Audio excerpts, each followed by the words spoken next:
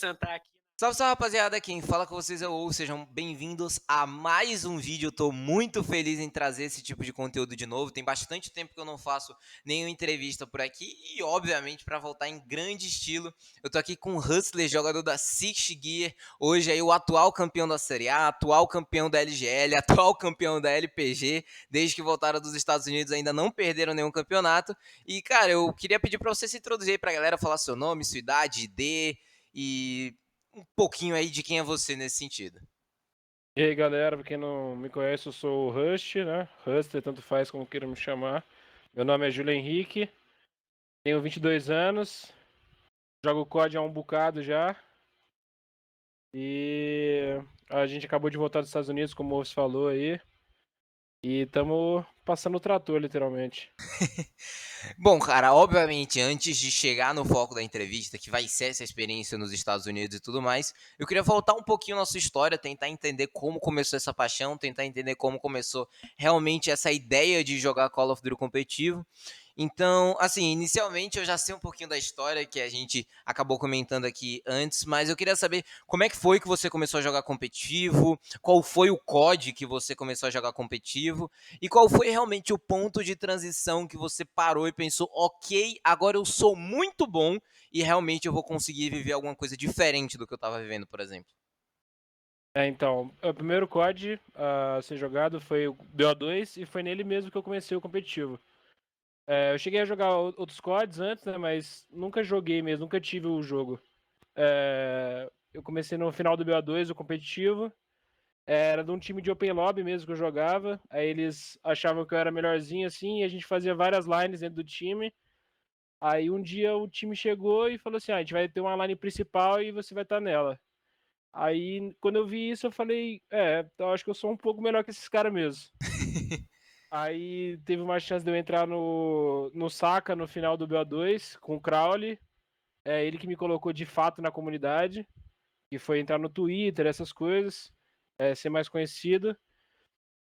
E eu já fui pro Ghost logo em seguida, que foi onde eu joguei meu primeiro presencial lá da Arena Bessog. Foi uma experiência do caralho, a gente não foi muito bem, mas a gente ganhou o jogo e perdeu o segundo pro time do Elites. Mas foi uma experiência do caralho, viajar sozinho pela primeira vez. Pela primeira vez não, acho que segunda vez. Viajar sozinho pra jogar videogame e tal. Aí ali eu vi que eu queria ir mais além, tá ligado? Eu não queria ir lá jogar só um jogo e voltar pra casa depois. Eu Uhum. queria viver ali mesmo, né? Queria chegar na final, ganhar título e tal. Mas ainda tava muito longe da minha realidade ali. Você lembra, assim, qual foi o seu primeiro título jogando Call of Duty competitivo? Meu primeiro título, pô, essa foi difícil agora, hein? Deixa eu lembrar. Eu acho que eu não lembro. Eu acho que foi no AW.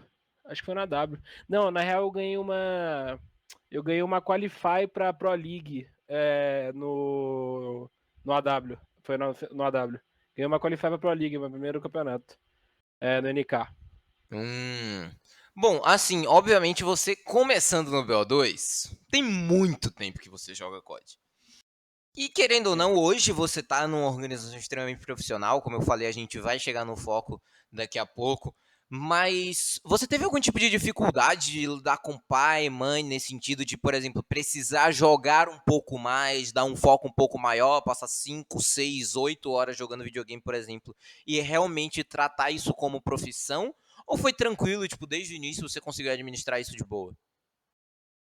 Então no começo meus pais não gostavam muito não que eu jogava, porque na época comecei a jogar futebol ainda. Aí quando eu comecei a largar o futebol, eu comecei a jogar mais o Call of Duty, mais tempo mesmo, tipo, várias horas por dia. E Uhum. meu pai não gostava, queria que eu saísse, que eu ia jogar bola, sei lá, fazer alguma coisa. Só que ele foi aprendendo com o tempo, né? Agora todo mundo vê no Twitter aí que meu pai é uma sensação no Twitter agora. Que ele foi aprendendo que não é só um hobby, tá ligado? Como todo mundo fala, é só um hobby. Não, pra quem joga COD não é só um hobby. Você sente que ali dentro você não pode. Você não importa se você é ruim, se é bom, se o cara é melhor que você, se o cara é pior que você, você não pode perder aquilo ali pra você. Tudo isso é dentro de cada jogador de código, eu tenho certeza. Quando eu era muito ruim, eu sentia isso já. Eu falava, porra, tô perdendo aqui, velho, não é possível. O que eu posso fazer pra melhorar e tal? E eu fui mostrando isso pros meus pais ao longo do tempo. Foi difícil no começo, muito difícil, eles não entendiam no começo. Meu pai já tem uma certa idade, ele nem sabe o que é videogame, se bobear. Não pegou essa época. E então foi um pouco difícil, mas eles aprenderam comigo. Quando eu fui ao ponto que eu fui crescendo, eles foram crescendo junto comigo. Não sei se vocês conseguiram entender. Uhum. Quando E, eles. Pode falar. cara, nesse sentido, assim, com esse seu amadurecimento, tanto da vida quanto no sentido do jogo, a comunidade indo para caminhos diferentes, querendo ou não, quando eu fui fazer a história do COD, eu vi bastante coisa sua sobre NK, alguns presenciais que rolaram no estilo de BO3, esse tipo de coisa. E, querendo ou não, você já passou por muita coisa dentro da comunidade.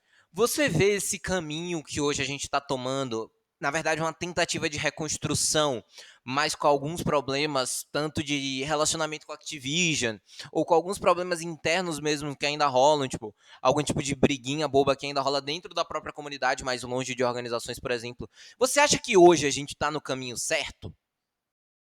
Bom, eu acho que há muito tempo a gente tá no caminho certo, pra ser sincero, Wolfs, mas infelizmente a gente conta com algo que não depende só da gente. A gente Uhum. depende da Activision olhar pra gente uma hora, tá ligado?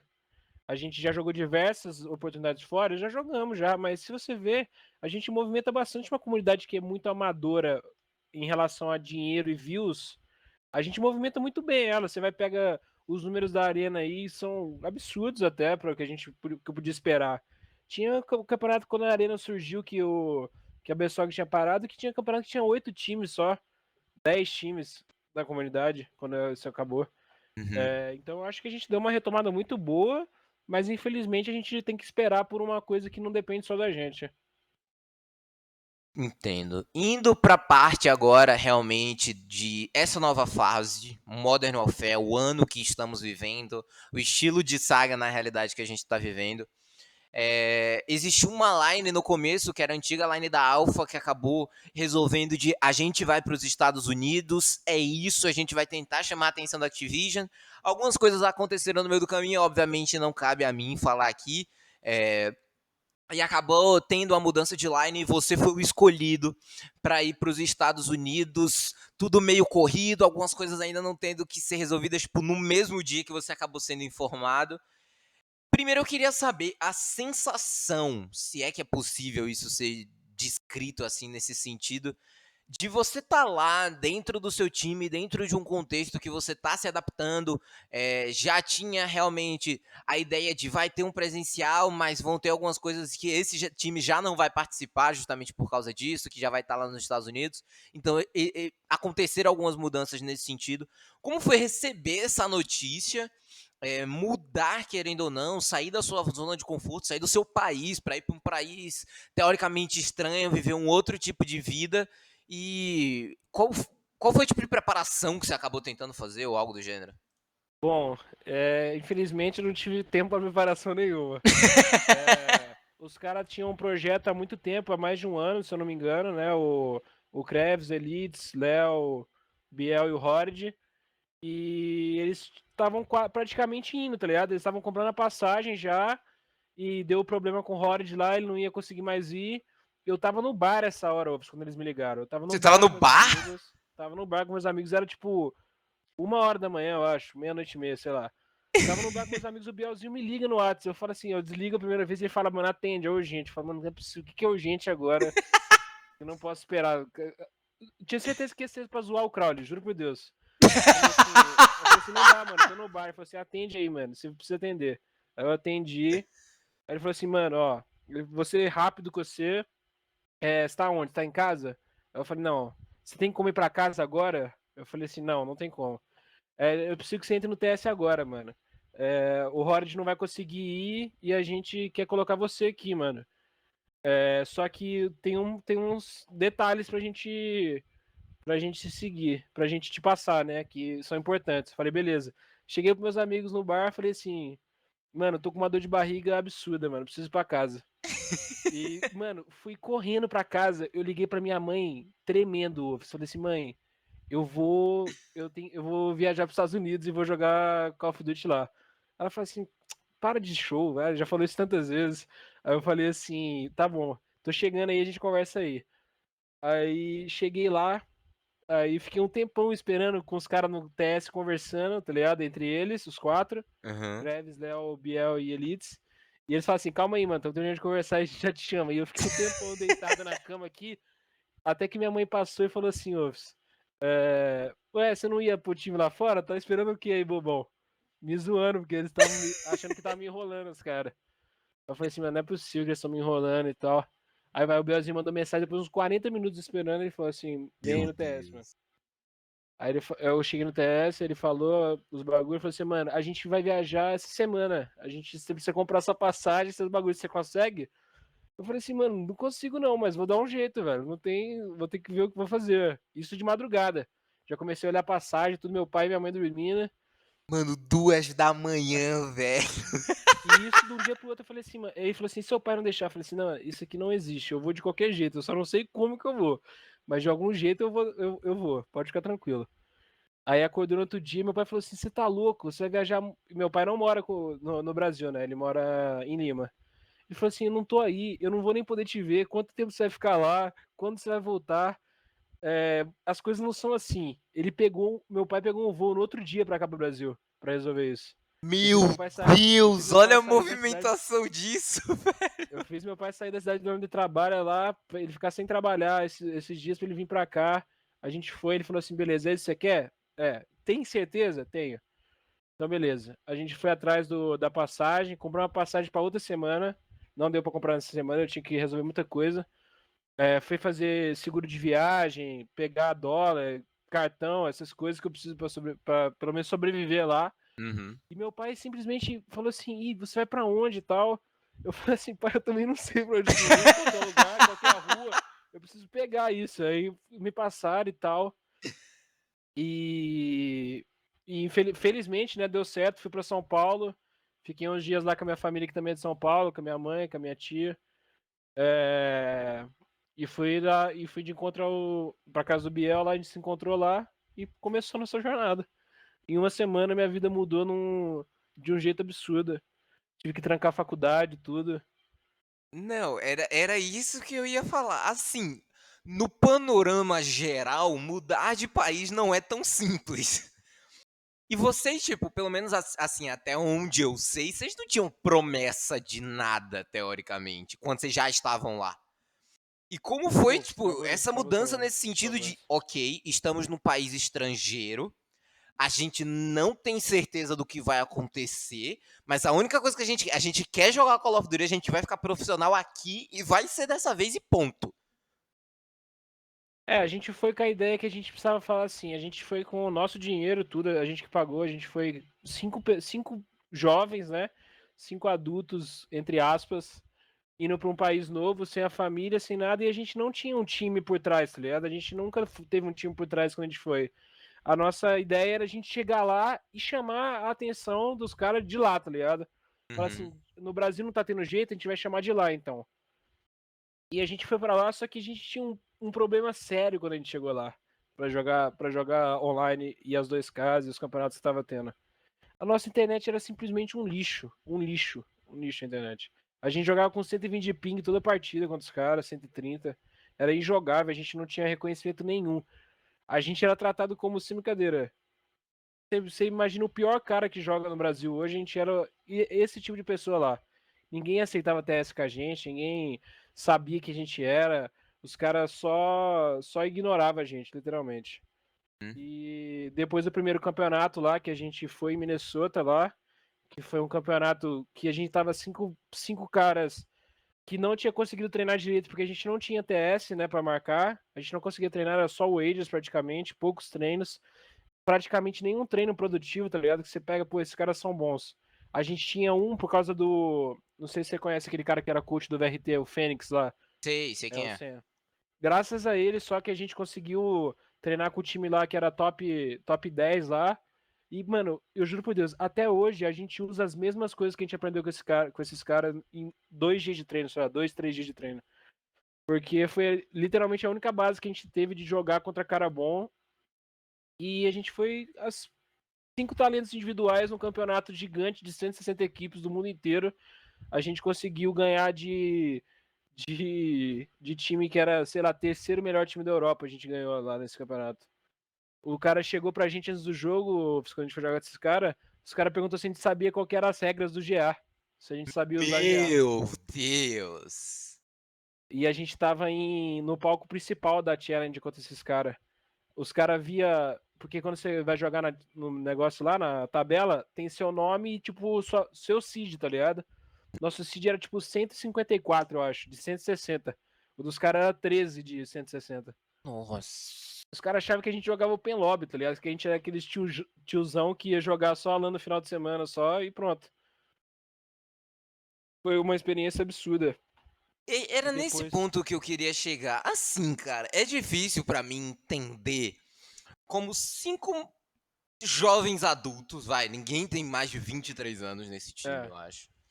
Então, assim, como 5 jovens adultos, num país estrangeiro, com dificuldade de treino, com dificuldade de internet em plenos Estados Unidos, que é uma coisa, tipo, que você olha assim e fala, ok, isso realmente é problemático. Vocês vão para um campeonato que não é onde vocês estavam, que vocês não estavam em Minnesota desde o início. é. Então vocês ainda têm que pegar uma viagem dentro de um país estrangeiro. Vocês chegam lá sem ser conhecidos, basicamente, de um país que, querendo ou não, ainda sofre algum tipo de preconceito e que não tem nenhuma ou quase nenhuma presença no cenário internacional, pelo menos de Call of Duty. E vocês chegam lá e falam: olha isso aqui, a gente conseguiu esse top, a gente ganhou de todos esses times bons aqui. Não é só a sensação, mas o que passou na cabeça de cada um de vocês como um time? Vocês se reuniram depois desse campeonato e falaram, galera, ó, esse primeiro passo tá excelente, é isso que a gente tem que fazer agora. Como a Six Figueira entrou na parada, eu sei que teve relação com o desempenho desse primeiro campeonato, mas como foi que isso aconteceu? Obviamente, o máximo que você puder falar nesse sentido. Como foi o contato, o que vocês pensaram, esse tipo de coisa. Em relação a, tipo, quando ele acabou, que a gente perdeu pra um time lá, a gente, por incrível que pareça, a gente perdeu puto, mano. Porque era um time que era totalmente ganhável. Quando a gente chegou pra jogar contra os caras, a gente via que era pior que os times que a gente tinha ganhado, mas por diversos fatores, tanto de. O nosso pick ban era muito ruim porque a gente não sabia o que a gente sabia ou não jogar contra os caras. Porque a gente tinha que fazer porque você quer jogar o quê? Tirando o SND, que era o nosso forte, a gente fala assim, mano, quer jogar o quê? Pode escolher, tanto faz. Não é qual que a gente é melhor, qual que a gente é pior. É qual a gente tava sentindo que ia dar certo pra gente ganhar dos caras. É... E a gente ficou muito puto quando a gente perdeu, mas a gente sabia que a gente tinha ido bem e que a gente podia ir muito melhor se a gente conseguisse resolver algumas coisas, principalmente da internet, etc. Mas que a gente tava no caminho certo pelo simples fato da gente ser 5 pessoas que queriam muito, tá ligado? Além de todas as dificuldades, a gente queria muito. Dá pra ver que a cada kill, a cada partida que a gente ganhava, a gente tava. Era 5 caras que acabavam ali. A gente deixava toda a nossa energia dentro daquela partida. Não importa se o cara era ruim, se o cara era bom. A gente sabia que era a nossa chance, era aquela lá, e que a gente precisava agarrar ela de todo jeito. E quando a gente tava nesse campeonato aí que eu te falei que a gente ganhou desse time da Europa, a gente gritou muito, muito mesmo, muito mesmo. Eu quase tive um ataque do coração, tive certeza. Eu dei 2 1v2 seguidos nessa partida no SD, que no segundo, quando eu ganhei, eu não conseguia mais jogar o resto do mapa. Eu falei assim, mano, me carrega aí que eu dei alguma coisa aqui, velho. Eu quebrei. Alguma coisa parou de funcionar aqui Eu e quebrei, não minha deu mão não legal. responde mais. Aí a gente gritando muito, um dos donos da Six Gear, né, o vice-dono, o Jacob, escutou a gente gritando em português. E o pai dele é português, é brasileiro, português, é brasileiro. Nossa. Ele vem para cá, ele já veio pra cá e tal, ele conhece, ele sabe um pouco tipo, bem pouco do português mesmo. E ele falou assim, mano, eu preciso, aí passou um tempo, né? Eles chamaram a gente pra uma reunião e depois disso veio muita oportunidade pra gente. A gente recebeu muita oportunidade. Principalmente dessas organizações menores, tá ligado? Lá de fora, de pagar viagem, essas coisas, eles recebemos muita proposta disso. E só que esses caras chamaram a gente para conversar. E ele contou essa história que ele viu a gente, que o pai dele era brasileiro, que ele falou: eu preciso ter um time brasileiro nesse nível na minha organização. Eu preciso. O que vocês querem, tá ligado? Aí a gente entrou em negociação, tal, fechamos e estamos aqui até hoje, graças a Deus. É um time fora de série esse aqui, é. Ah, não, com toda certeza realmente foi algo bem peculiar, eu diria. principalmente hoje no cenário de Call of Duty brasileiro, né, que é o que aconteceu. Bom, depois desse campeonato presencial, vocês foram jogar o segundo campeonato presencial como Six Gear. Tiveram experiência que eu acompanhei muito de perto lá na Control Freak, que eu achei sensacional. As fotos que vocês tiraram, tudo, a própria. Eu sei lá, eu senti um peso diferente só na Jersey vindo com a bandeira brasileira. Eu senti não Absurdo. só um carinho diferente, eu senti alguma coisa diferente realmente na organização, principalmente se tratando de uma organização norte-americana com a line sul-americana.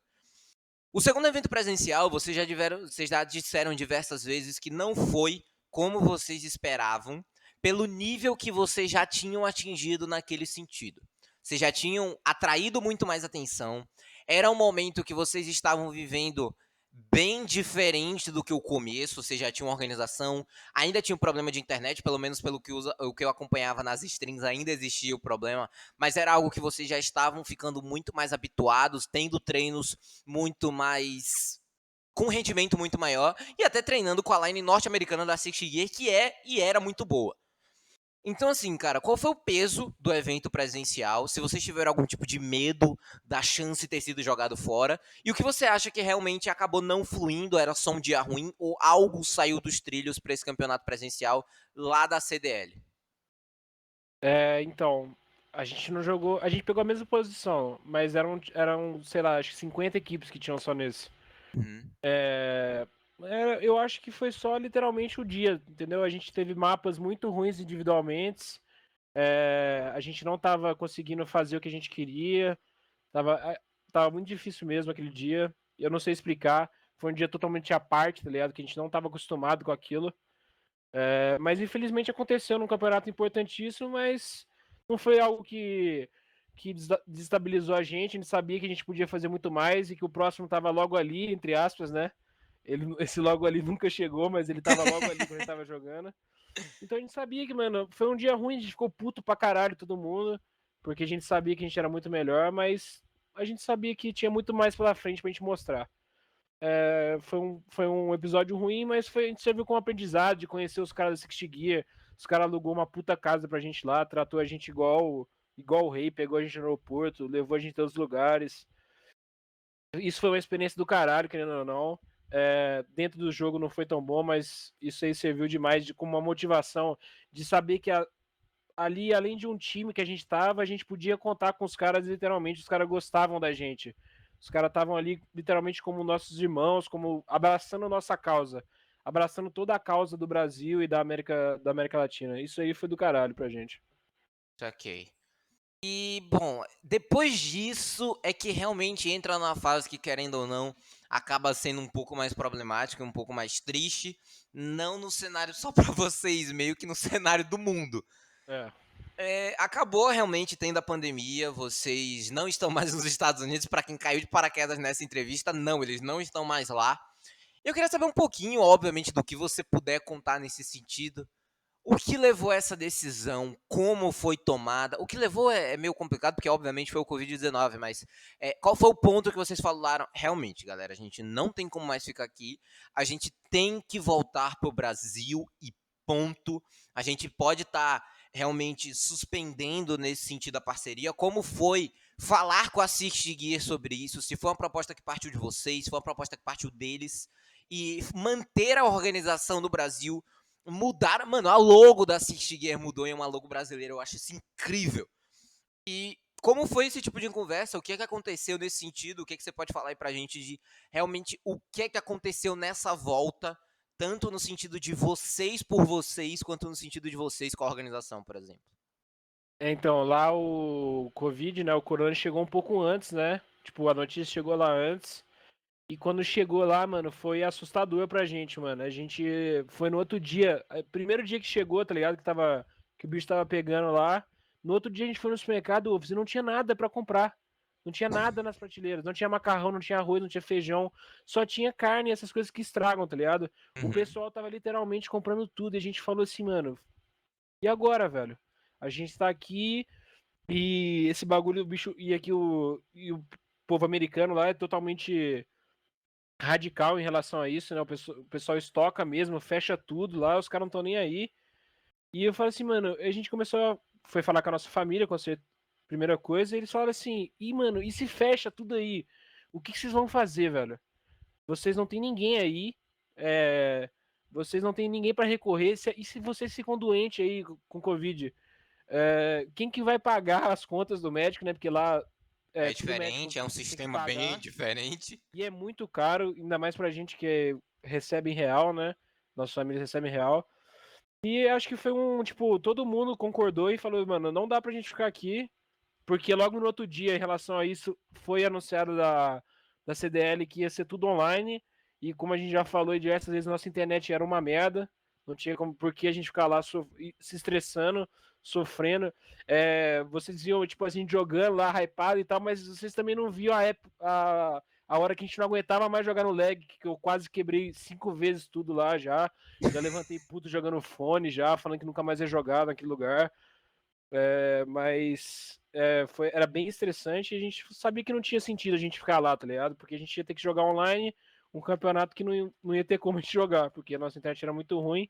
E tirando o risco de contrair a doença ou ficar doente e não ter como pagar, aí a gente resolveu voltar.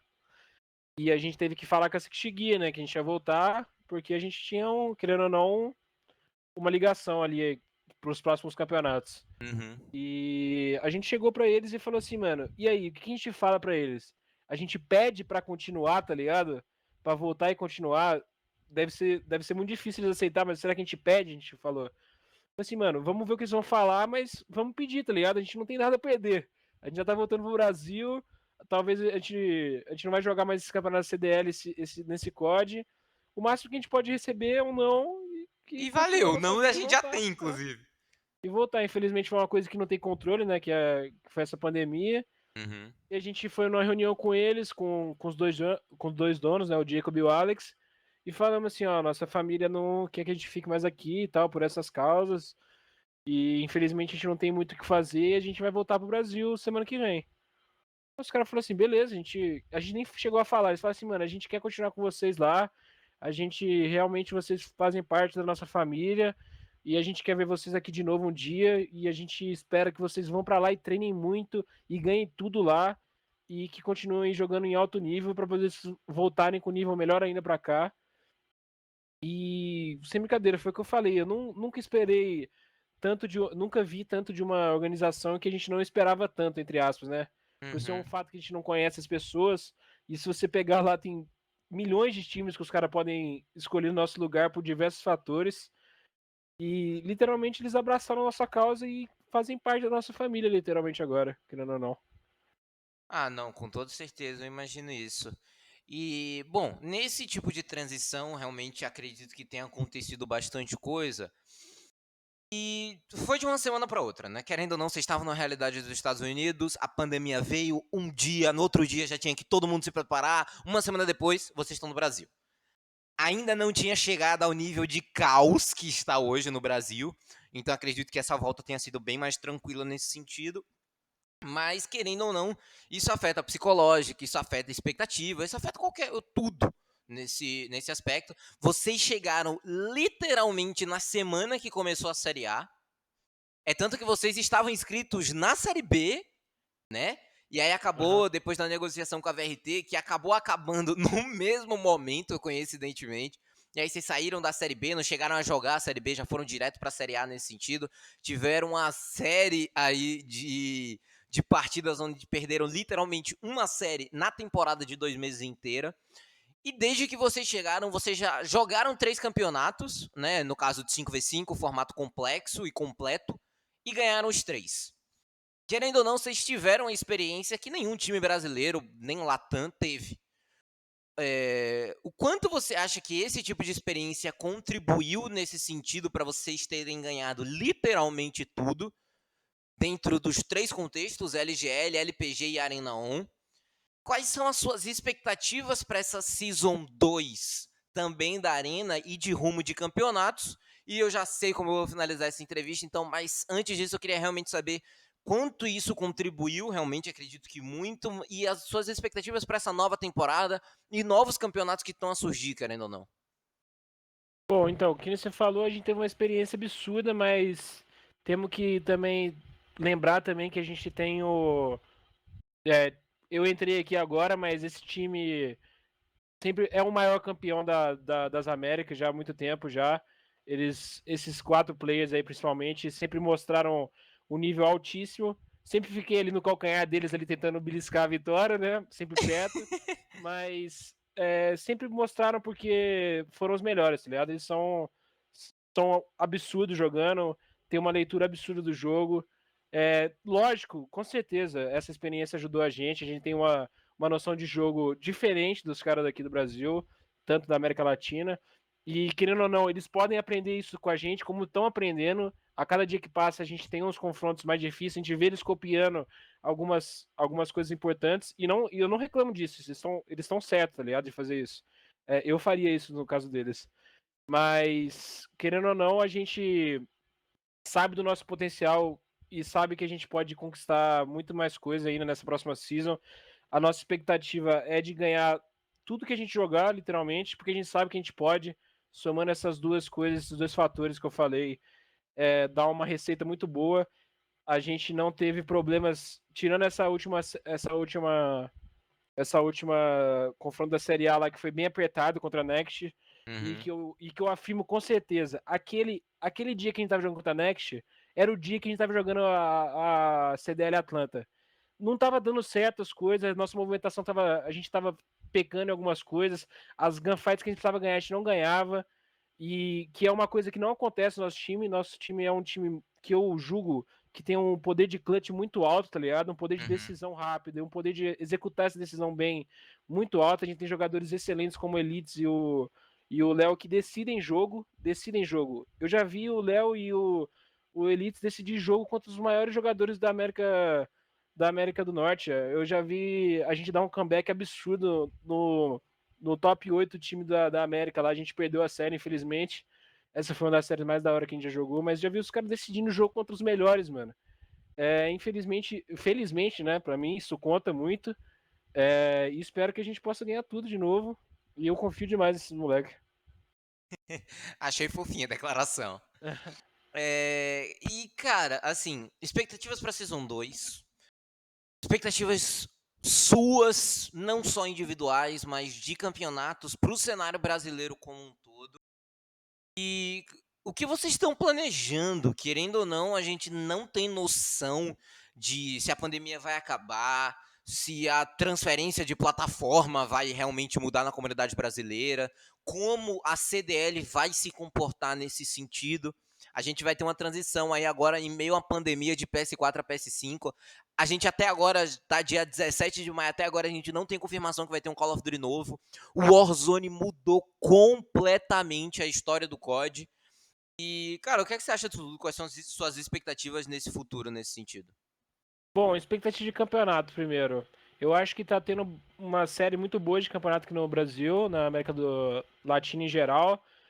Tô vendo campeonatos extremamente profissionais, né, buscando a profissionalização, que é o mais importante. Que você pega a Arena, o que a Arena fez nessa última transmissão, isso aí é nível CDL. Você pode ver, a mesma coisa acontece aconteceu na Arena, acontece na CDL. Você pega a LPG, por exemplo. Você pega como eles começaram lá e eles foram vendo tanto a arena quanto outros bagulho fazendo. Você viu como que foi profissionalizando. Você chegou a comentar no final lá, chegou a narrar no final. É, a LGL fazendo esse torneio beneficente é uma coisa extremamente importante também. E eu acho que tem que seguir nesse caminho e se seguir é bom para a comunidade, principalmente. Espero que siga. E como expectativa de novo, espero que quais campeonatos surgirem, a gente consiga ganhar. Tenho certeza que a gente tem talento para isso e que a gente vai atrás desse título. Em relação a CDL e tal, e possível volta da gente, a gente não sabe dizer ainda, porque o futuro é muito incerto, principalmente por causa da pandemia. Não tem como saber quando que a CDL vai voltar, se no próximo COD se vai ter próximo COD, se vai ter as LANs lá fora de novo, porque infelizmente não tem como saber quanto tempo vai durar essa pandemia, quando que vai acabar. É muito incerto pra gente o futuro agora. Cara, assim, antes de finalizar, eu gostaria de, além de abrir um espaço para você se divulgar, divulgar seu time, falar das suas redes sociais. Eu chamei você aqui principalmente nesse momento porque você veio com um projeto muito legal do canal do YouTube, que eu espero muito que você continue, porque é realmente algo que a comunidade, querendo ou não, precisa. Mas antes de você fazer realmente essa divulgação, eu queria pedir assim, se você pudesse olhar na cara de cada jogador de COD, mandar uma mensagem, fazer qualquer coisa, o que você diria? E aí depois disso, entra aí com as suas redes sociais, que eu quero realmente que as pessoas conheçam as pessoas por trás do controle, as pessoas por trás dessa gameplay de tão alto nível dentro da comunidade sul-americana. E a gente finaliza aqui, porque realmente teve muita coisa que eu acho que a comunidade em si tem que aprender com essa entrevista. Bom, mano, primeira mensagem que eu sempre falo, mano, é nunca desista. Todo mundo aí conhece, quem conhece minha história sabe, mano. Eu nunca consegui ser campeão do Malan e tal. Sempre fiquei, tive uns segundos aí, lugares por aí. Mas já fui julgado demais pela comunidade, já fui desmerecido. Já me falaram que eu nunca conseguiria jogar de sub na vida. E hoje eu fui jogar de sub lá nos Estados Unidos. Então, literalmente você só depende de você. Você tem que ir atrás do que você quer. Se é realmente o que você quer, não desista, não importa o que as pessoas falem. Vai atrás do seu sonho, é possível. Não depende de ninguém, só de você. É difícil, senão todo mundo seria campeão. Mas é possível, não desista dos seus sonhos. E eu Ah, vou falar minhas redes sociais agora, pode falar? isso, pode mandar. Pra quem não sabe, o Ofeira já falou aí sobre o meu canal no YouTube. Eu tô começando esse projeto aí. Tô bem animado, não tô pensando em desistir, não. É youtube.com/jrush. Mesma coisa no Twitter, só que jrush underline, underline. E no Instagram também, jrushfps. Só seguir lá, trocar uma ideia comigo. Bom, cara, muito obrigado realmente pela moral, por todo o papo que a gente trocou aqui. Eu parabenizo não só você, mas como todo o time da Six Gear, tanto a organização quanto o squad, tudo que vocês fizeram nos Estados Unidos representando o Brasil, a quantidade de perrengue que vocês passaram lá e tudo que acabaram aguentando, não em prol de vocês mesmos como foco, mas realmente tentando fazer Activision. Olha pra gente, a gente existe e tem aqui realmente um trabalho sério nesse sentido. Parabenizo pelos 3 títulos. Coincidentemente, os 3 eu consegui narrar, né? Que eu fiz a playoff da Arena, eu fiz a semifinal e a final da LPG, e a LGL eu fiz os playoffs também. Então, bom, meus parabéns pelos 3 títulos, ganharam tudo aí. Vem com toda a força pra Arena On, querendo ou não. A LGL ainda não tem confirmação de campeonato 5v5. LPG tem, mas eu não posso confirmar ainda. Então, fiquem tranquilos nesse sentido que tem muita coisa boa vindo. E, cara, muito obrigado mesmo pela moral, tamo junto. Algum recadinho final aí pra rapaziada que tá assistindo? Bom, só agradecer você mesmo pelo convite aí, Ofs. Boa sorte no seu trabalho aí também, que tá fazendo um trabalho espetacular também para a comunidade. Você é um ícone agora, eu espero que você saiba disso, que você carrega uma imagem absurda agora, que você não pode parar agora também não. Você carrega muito peso nas mãos hoje em dia. E também lembrar a galera de não desistir, como eu falei já, e bora pra cima, né, mano? Bom, muito obrigado a todo mundo que assistiu até aqui. Não esqueça de se inscrever no canal, pelo amor de Deus, ajuda bastante. Você fica sabendo dos vídeos, fica sabendo do que está acontecendo na comunidade competitiva de Call of Duty como um todo. Espero que vocês tenham curtido. As entrevistas voltaram. Eu sei que vocês têm me pedido há muito tempo e eu sei da importância desse tipo de conteúdo aqui. Então, com toda certeza, realmente vai ter muita coisa nova nessa nova fase, numa nova fase de planejamento do canal. Não esqueça de deixar seu like também, que ajuda na divulgação. Comente aqui qualquer tipo de pergunta, dúvida ou coisa que rolou no decorrer da entrevista que a gente acabou não abordando aqui. A gente tenta abordar num segundo vídeo eventual ou pelo próprio Twitter/Instagram. Mais uma vez, valeu, Wolves aqui, até a próxima. Tchau, tchau.